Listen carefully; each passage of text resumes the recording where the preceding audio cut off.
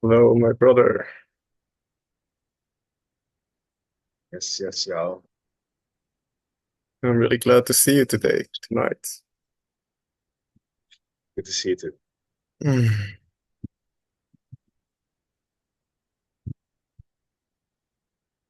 Mm.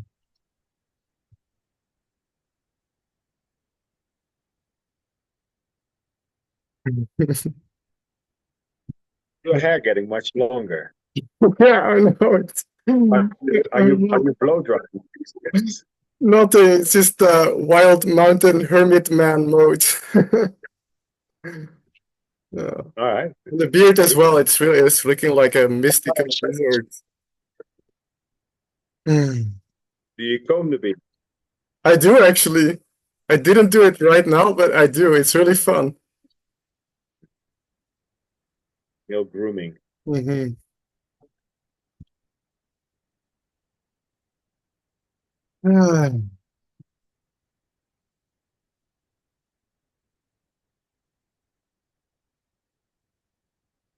So much energy here. There's so much possibility to explore today, tonight, in this call.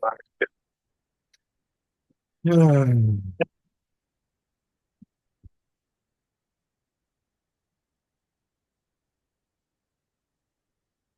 And so much joy. Just there's so much celebration in my being, in my body, just about the journey I've been on and the journey we've been on and how it's evolved and so much, so much. Being here with you, I can notice already my heart is so more visible and I see you're just penetrating straight in it with your eyes. And it's like, yes, brother, I'm here. Yeah.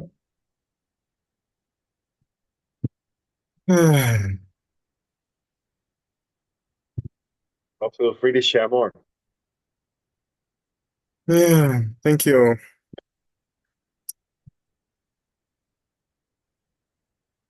Yeah, perhaps imagining there might be some viewers, if anybody's following us, interested to hear the follow-up on our lost calls, the Purpose Chronicles. And so last time we were sharing a little bit about the wounding we get when we enter Earth and when we grow up on Earth. And for me, we were intending to have a call and we didn't. And so for me, the reason we did not is because I went on that journey. I went on that journey of really being with what is really there for me between me and Earth, me and my earthly body. And I'll tell you, man, it's been a hell of a journey. And I think I'm coming out of it now. Yeah. It's been really tough times. Yeah, my heart has been bleeding like wild, and I've been meeting every layer of it, every layer. And so much, just where to start. So much to do with the mother, the actual mother in this physical plane, my actual mother, and how we were talking about the patriarchal system, how she was eventually a victim of that also, which made me a victim of that because I grew up in that womb, that patriarchal, scared, scary womb. And today actually was the day where I made an offer for her, and I had the clarity and the healing in my heart of a significant chunk where I could say, "Hey, mother, you are who you are. I am who I am, and that's okay. We don't need to be perfect." And just saying that, and the offer was really for all the women that had a no when they said they had a yes, and for all the women that have been subject to this patriarchal system that live in my matriarchal lineage that eventually live in my body. So this caused me to force myself and to not follow my true yes and my true no, causing eventually my digestive system to be completely disrupted.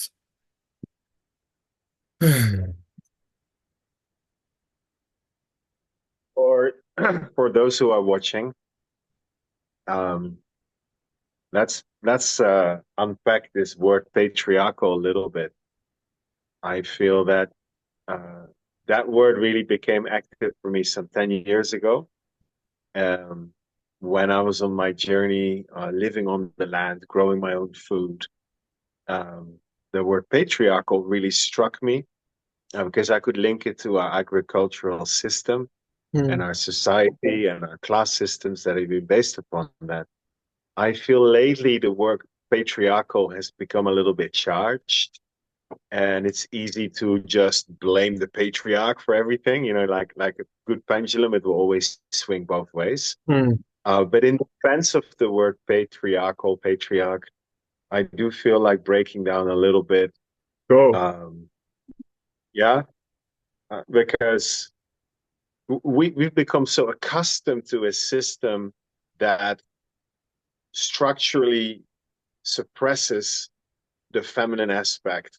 For example, the earth through our agricultural model. In order for us to eat, we need to suppress the natural systems, you know, the systems of nature. We're used to it. Farming means plowing, farming means cutting trees, Mm. um, eating means food factories and supermarkets. Mm. And it's good to consider that for eons, because the agricultural system has been around for 10, 12,000 years in our human timeline.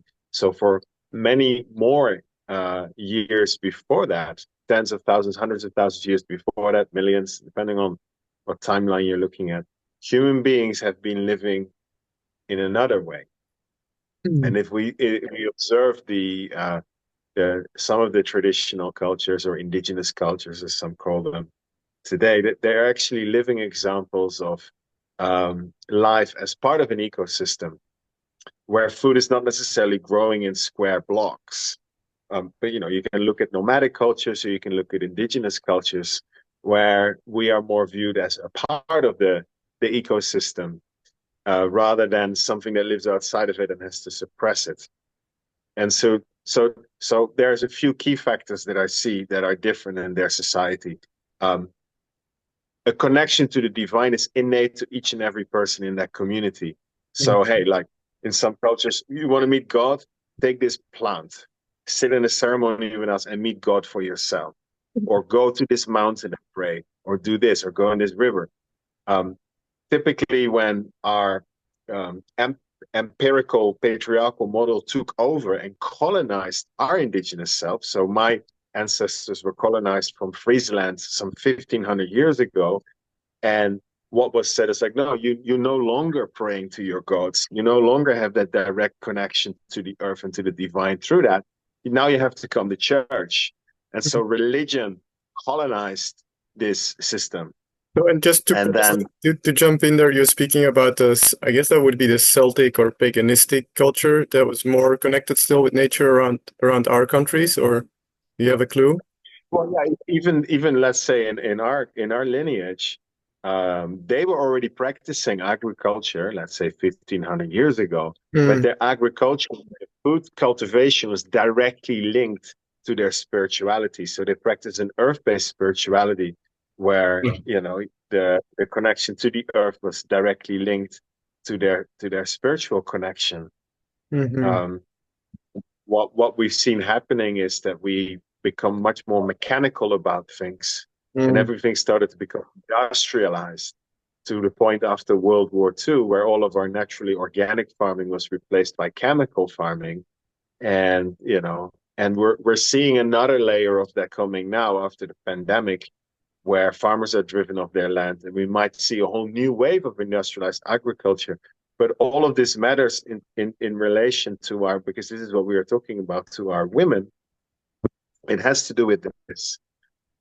If you are an earth-based tribal society, the the leaders, the kings and the queens and the high level people in this society are so, by virtue of their spiritual strength and their connection, which naturally comes a virtue to care for their community.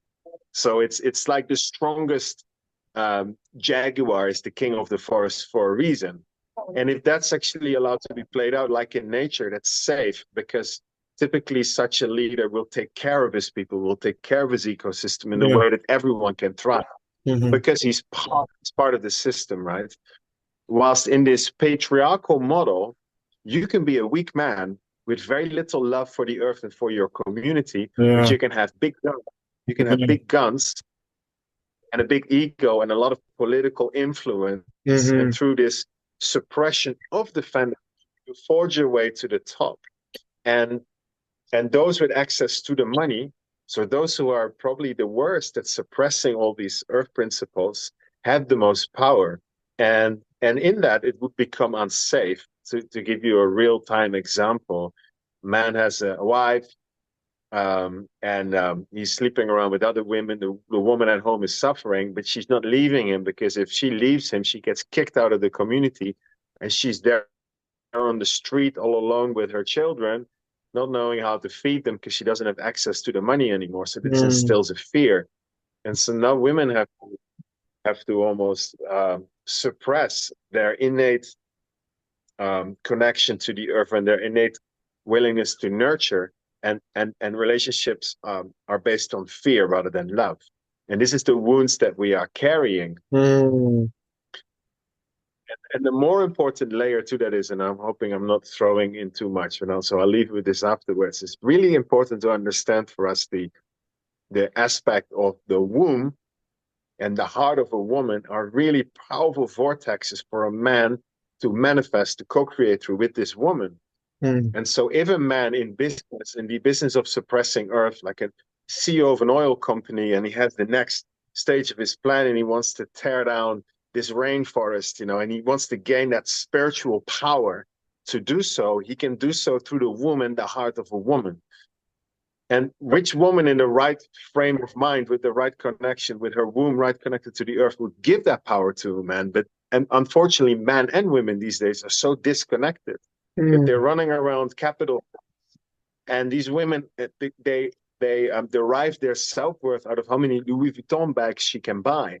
And she Yeah. would be very happy to give that manifestational power to a man who would just provide her with enough banknotes and credit cards to proclaim her self-worth on social media with another bag, Oh. because she's deep inside insecure and so scared, and so is he. So we're looking at broken children from a big lineage of people that were completely disconnected from the earth, now running around in codependent, toxic relationships, interacting and fueling basically the next stage.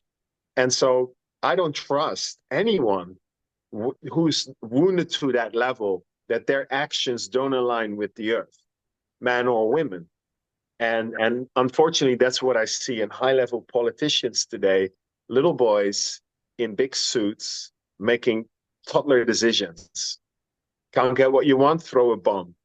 Can't get the business deal what you want, take them down.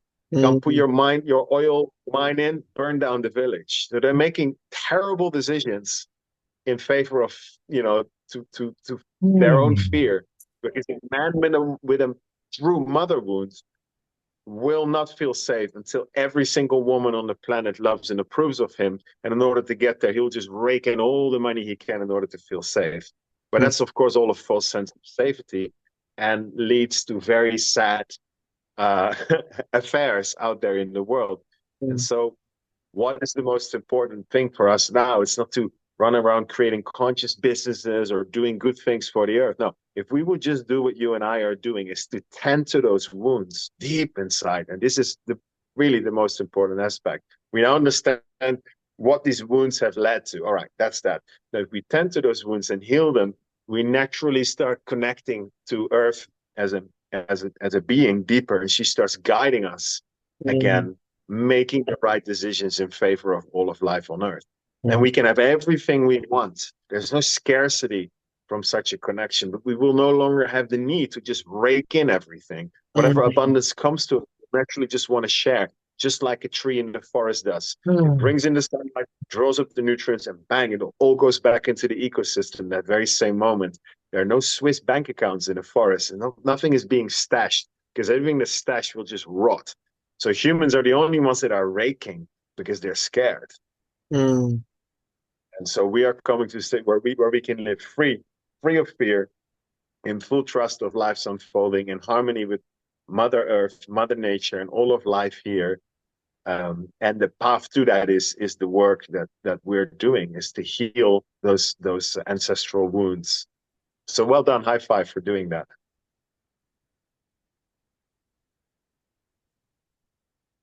Wow, bless you, brother. What a insightful piece you're drawing. Just need a moment to let it land. Yeah, Yeah,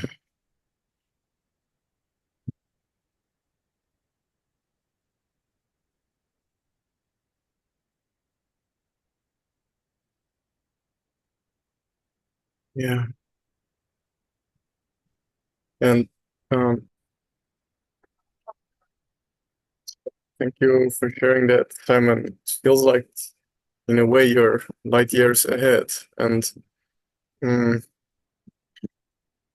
it, about time, it's a funny thing because seemingly our current society is very advanced, but in reality, we've actually taken steps backwards. I'm really getting that from what you just shared.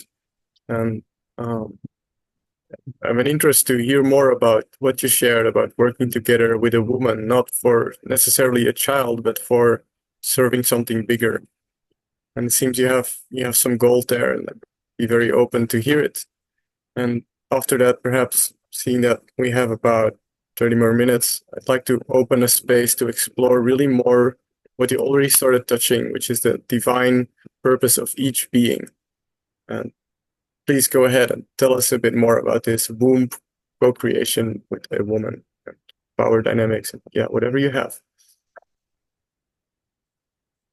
yeah. Well,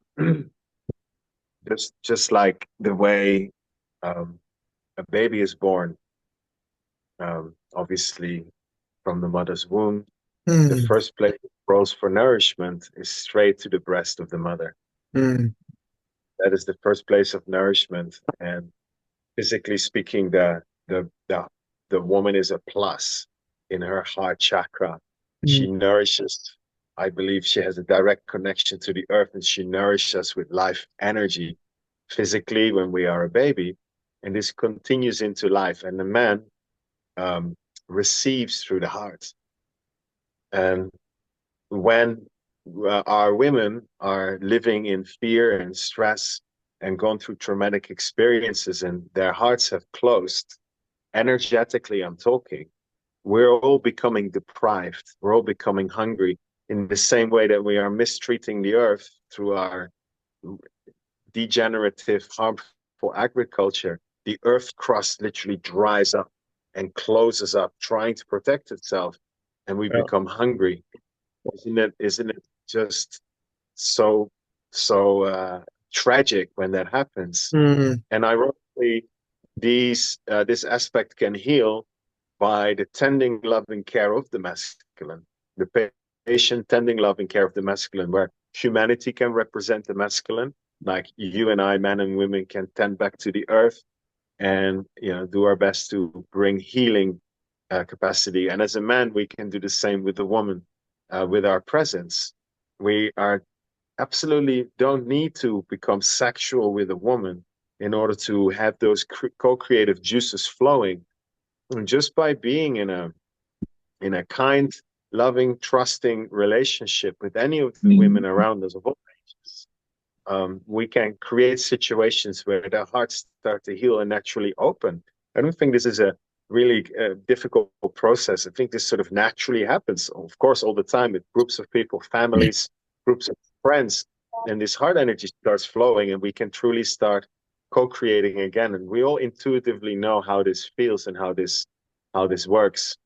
And of course we can consciously create, and this is often in the form of ceremony, create circles in spaces where that work can happen, where the wounds can heal, where the trust can be restored, and we can allow again our spirits to guide us mm, to the next stage of co-creation. And this is why we are so fulfilled and happy after these really wholesome social interactions that can nourish us for days on end afterwards. And these are the experiences that, for example, today we created in our school, and it was wonderful. And I feel incredible afterwards yeah, after tell us creating tell us such. about it. You had a Glad to And everyone is experience today. everyone is leaving nourished, more nourished than they were before, simply through our daily experience of coming together with brothers and sisters, getting together into a circle and creating this space where our hearts are really intelligent, where we're just sitting and allowing in a circle, the hearts naturally start to synchronize. And then when we hold hands, which of course through the heart meridian are an extension of the heart, we're holding hands. Well, the first step is to actually ground. So we're all becoming directly connected to the earth. And now we're codependency is no longer needed because we're all directly connected to the source. We're holding hands and we're gazing each other in the eyes, and we're creating the safety, and then we're sharing. That's the final part of the circle where we are sharing. And so we're creating this beautiful sort of, our nervous systems are harmonizing in the most Mhm. incredible way, sharing this beautiful breakfast together from the earth, the fruits and the coconut yogurt and this and that. And so we are taking in that earth nourishment, and at this point we're going barefoot onto the earth, walking through our food forest and exploring all these different plants. We're playing medicine music in the kitchen. So by the time we come back, there's dancing, there's singing, and we are preparing this food together. And then by the time it's lunch, we're all sharing this. That's sort of the final stage of the day. This entire day is a ceremony, and everything that's being shared and everything that's being expressed is a part of the ceremony. And by the end, we are all better, stronger, more connected, more inspired because of it, and seeds are being planted that are surely going to come to fruition. And we've been doing this for 7 years, on a regular basis. So I'm proud, and I know that through this work, a lot of seeds have been planted that are going to come to fruition because, from people forging a deeper connection with the earth. Like when we are sick, when we are unwell, when we are suffering, like there's only one medicine that's guaranteed. We are children on this earth is to reconnect with the Earth Mother, not just as a planet, but she's a being that we can connect to on many many different levels. We can talk to her; she can hear us. We can put our hands on her. We can spend time in environments that we call nature, where she's expressed in a more diverse form. Of course, she's always everywhere because we are living on this earth. And through that, forging that relationship and then facing ourselves and consciously, letting go of habits that are keeping us away from this, it is naturally happening. She's always calling us. That's the whole thing. That's why, again, those traditional societies, indigenous cultures, their prayers always are something around Pachamama, something around the Earth Mother. It, why in the church the Earth never gets a mention? Because people can forge a direct connection with the earth, and they will no longer need to come to your concrete building to listen to your scriptures when they can directly get transmissions from the earth and get their spiritual satisfaction and do their cosmic traveling, by themselves. You can't control earth people because they're not scared and they no longer, want to be controlled or need to be controlled. So this is why Earth is calling us home. Courage to break free from the chains of a system that's been systematically suppressing her, and to become again custodians, caretakers, guardians of this earth. A custodian is someone who doesn't see himself or herself as an owner of the earth, but as a caretaker who belongs to the earth. And it's our responsibility to care for this so the next generation can thrive easier. This is by default. Land ownership is a man-made concept that came around at some point. And who's decided that they can own this earth at some point? What is this anyway? It's a completely, there are people who cannot understand this, even that something like this could even exist. It's a concept that's been brainwashed into us because we don't own earth. We belong to the earth. I think that's pretty clear.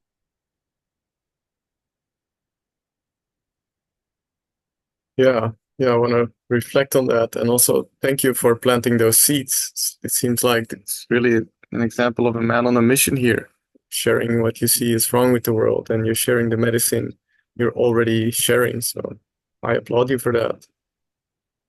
And and hearing the words you say about, Earth is a being, you can connect with her. I think 5 years ago I would have been like, what the hell is he saying? I would not have believed you. Even maybe a year ago, I would be like, okay, there's beautiful words, but what the fuck? And um, especially here, spending a month on my own on this mountain, just being with myself and allowing space. I've been experiencing that really, and um, also like there's so much joy in seeing nature unfold in front of me. There's a bunch of monkeys coming by here every few days, and just I've noticed how when I see a monkey jump from branch to branch, I get super happy. I don't know why, but it's just this nature in action and just seeing them be in their true nature. They don't have an ego. They're just their joyful selves in a way. Um, and then my connection with spirit, with nature has been growing in the sense that I'm on this healing journey, and I was a lot this kind of like looking on Google for what's the medicine I need now, or on ChatGPT, and I still am to some degree, but there's something changing. Sometimes in meditation, Earth speaks to me and she's telling me, "Hey, walk around. There's sweet grass. Drink it, make a tea." And I've been doing it actually. She told me to make a sweet grass tea today, so I did. And so yeah, it's so cool to see that relation grow and to in that sense feel connected and part of something. Like, yeah, it gives me a lot of meaning, gives me a lot of gratitude in my heart that something like that happens. It's yeah, and I'm just taking baby steps in it, and I'm excited about that journey. So thank you for sharing that possibility. And from that, I would propose we move onwards to a little bit purpose exploration and where it's at currently for me and perhaps also for you. I'd be curious to hear. Hmm.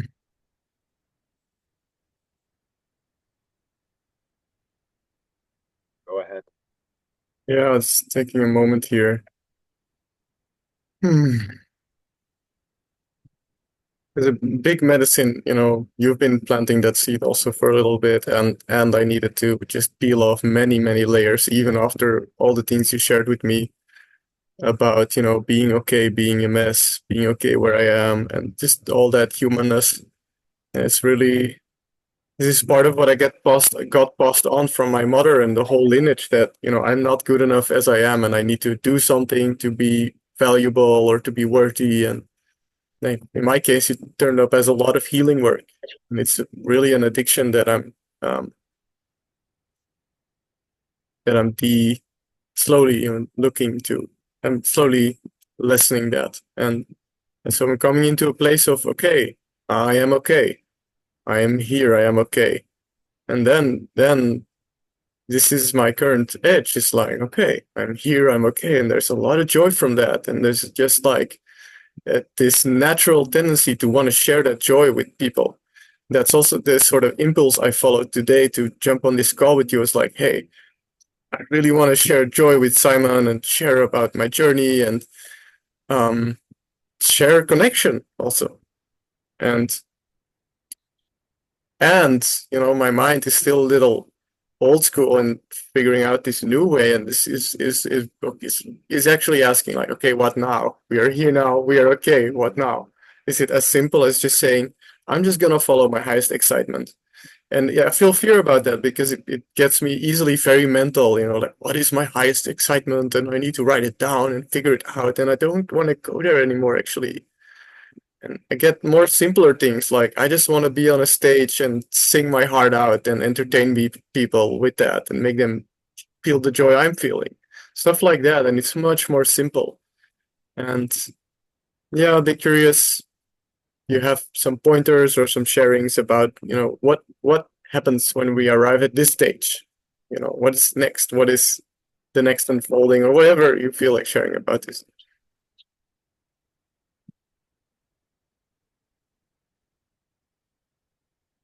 what comes to mind is when people say follow your highest excitement, which voice we are listening to. Because if your highest excitement is go binge on this chocolate and go watch Netflix, Yeah. that's not always entirely true. So it can easily be mistaken for sloppy behavior and immaturity and irresponsibility. The prerequisite for following your highest excitement is first of all to break free from the chains and break free from the system and really set ourselves free to be on this journey, so to Mm, speak. At least that was the case for me. I had to walk out of a corporate job. I had to surrender a lot of the safety I was holding on to in mm, order to go into the path, like the fool's journey, right? Step one is the fool and just grab that backpack and go.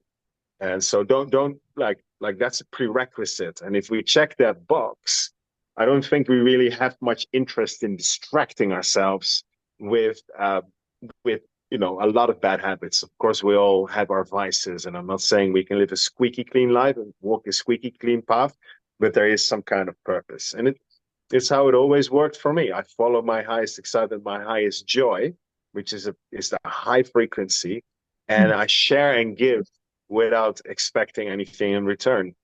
And I do see that, for example, people coming to Bali, they're still living in this exchange mindset of I work and I need to receive a salary. And they come here looking for a job and they're mm, surprised they can't find one because jobs here are mostly for the local people and they work harder and better for less money. mhm, That's the harsh reality because they're coming still with that extractive mindset of what can I get? Yes, mhm, because they're still coming from fear and greed. When we are truly aligned and we truly know that we are provided for and we have beautiful gifts and we just want to wholeheartedly share them, mm, opportunity will arise and we just give freely.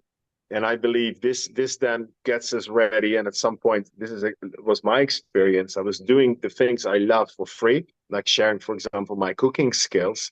And then paid opportunities came for me, and I took them equally, and I enjoyed them equally. And I still, up until today, and I haven't done it for 15 years. I just don't work for money.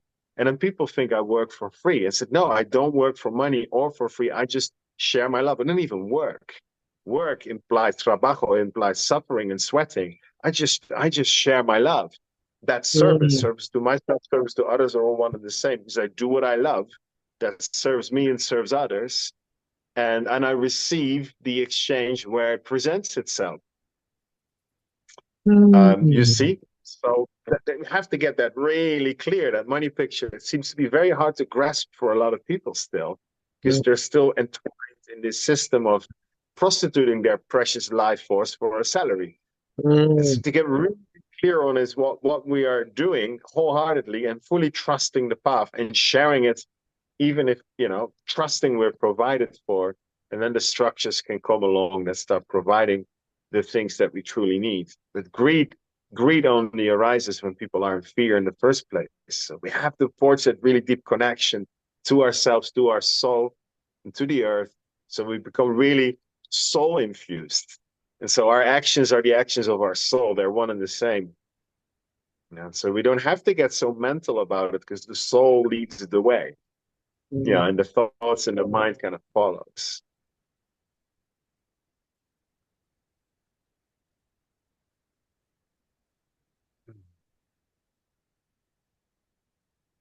And that's my path, and that's what I find safety in already for 15 years.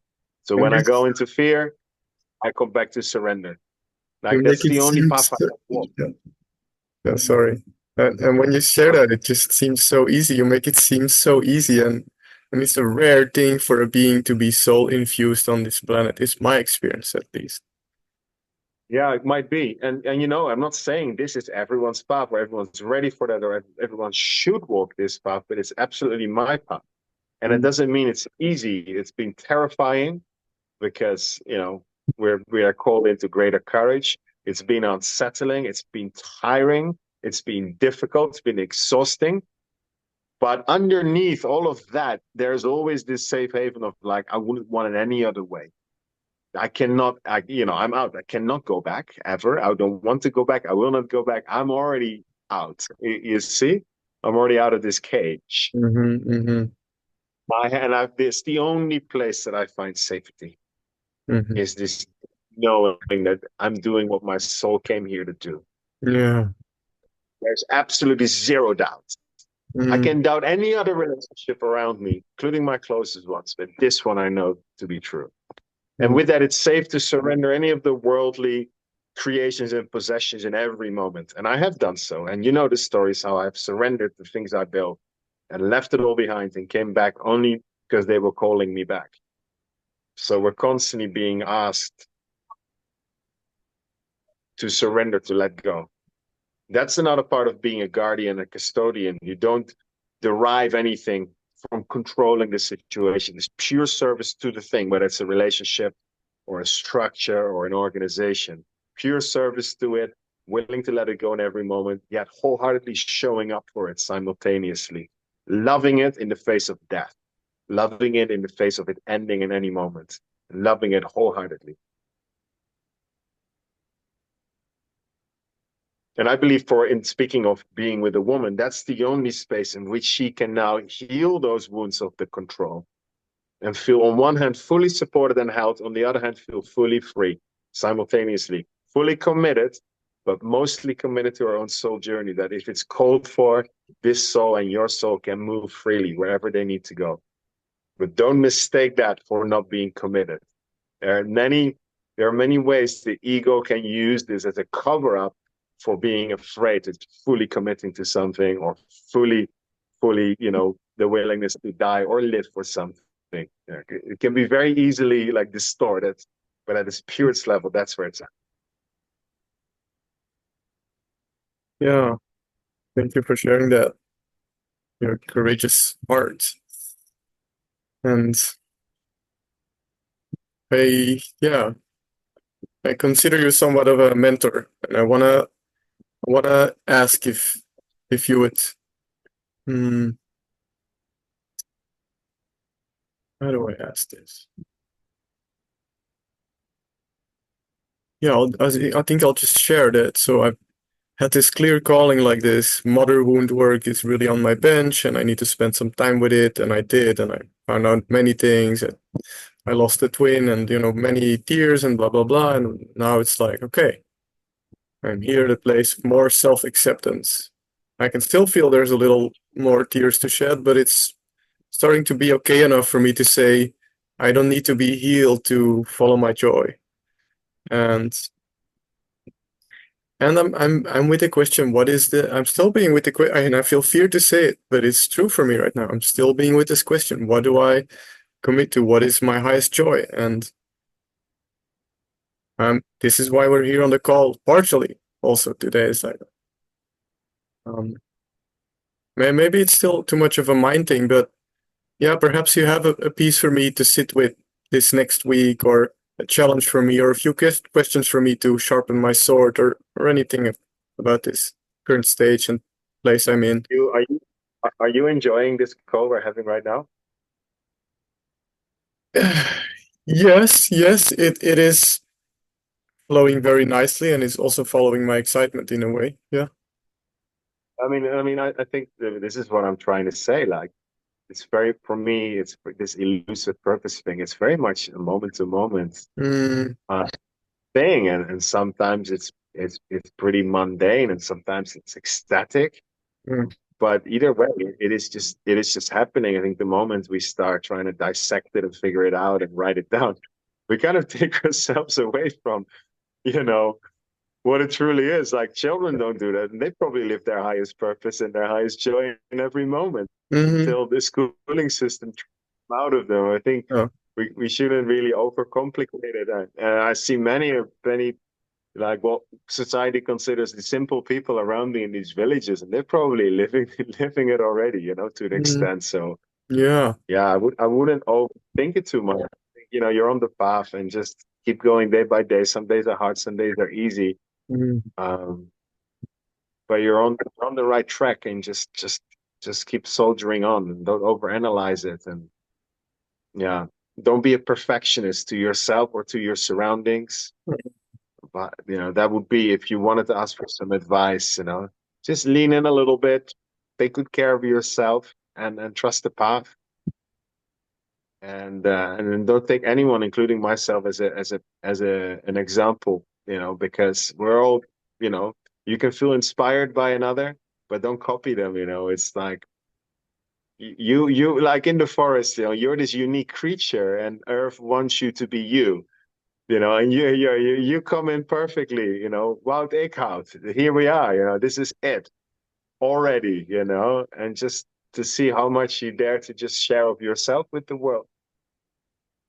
It's already beautiful, and it will only get better in that sense. The more you allow that to come forth, Yeah, it's all inside of you, and you know that. And it's important to surround yourself with community, and that's why I welcome you in the school, and I will continue to do so because I recognize, that. And so these are places, and whatever places, present themselves to you to create these connections because no tree is happy by itself. We all need to be part of a forest, mm, right? That's really the main thing. Then everything gets easier. That's our only strength is in our ecosystem. We're going to be some lone soldier trying to do it all by ourselves. In the long run, that's not going to work. mm, A beautiful example of all the trees in the forest, all their roots connected underground, their branches so beautifully intertwined. The storm comes, nothing's going to happen. Everyone's safe because we are the forest. We're all mm, unique in it, but it's together that we are protected. mm, We are group hugging, sharing that microbiome. Our immune system is expanding because we are together. That's the strength of a community. And we are all dependent on the earth under our feet and all of life that flows through us. So we all naturally want to care for it. No one wants to separate itself like a cancer cell from this ecosystem, chop the rest down and plant crops, unnecessarily.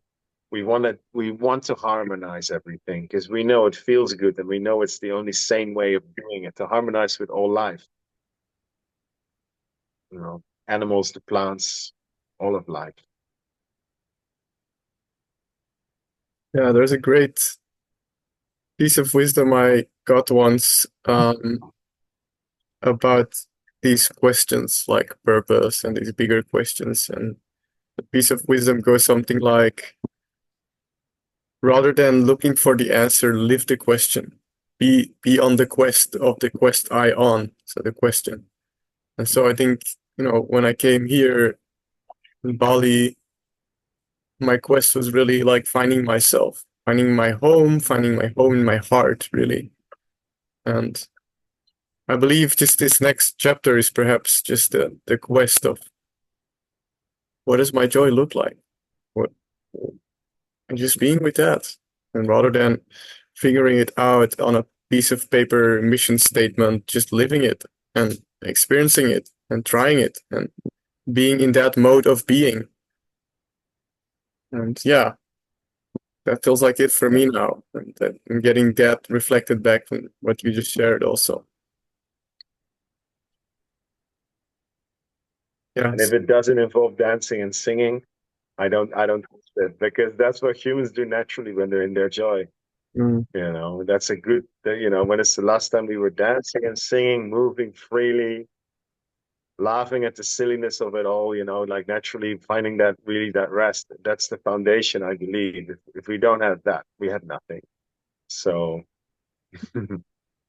may it, may soon we meet each other again and dance and sing together, like we've done many times before, I remember. mm. So, Amen, brother. Thank you for this chat today. amen. Mm, welcome.